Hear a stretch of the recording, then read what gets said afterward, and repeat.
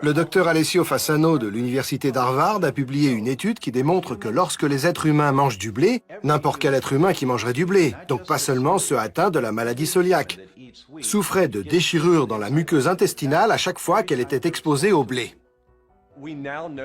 Nous avons, grâce aux études cliniques, la preuve irréfutable que les maladies auto-immunes commencent dans les intestins. C'est ce que disait Hippocrate plus de 2000 ans auparavant. Toute maladie commence dans les intestins. Il en va de même pour les maladies auto-immunes. Pour ce type de maladie, voilà ce qui se passe vraiment.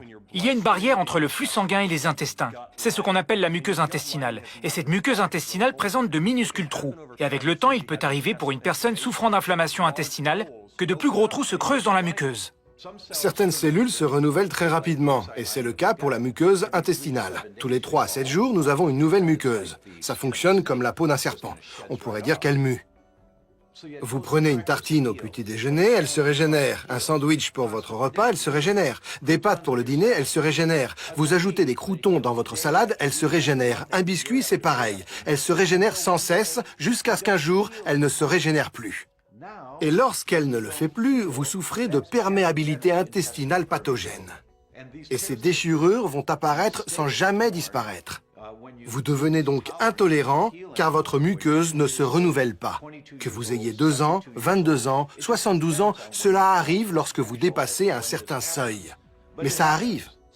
Ce qui peut se produire ensuite, c'est que ces particules alimentaires comme le gluten, la caséine, les toxines, les mauvaises bactéries, le candida, vont couler des intestins dans le flux sanguin.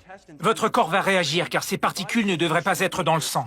C'est la réponse immunitaire. Et si on ne fait rien sur le long terme, la maladie auto-immune voit le jour. Cette inflammation systémique peut avoir un impact sur nos articulations et entraîner une polyarthrite rhumatoïde, avoir un impact sur la thyroïde et provoquer une thyroïdite de Hashimoto. Elle peut également toucher le côlon et provoquer des troubles comme la maladie de Crohn ou entraîner une fibromyalgie.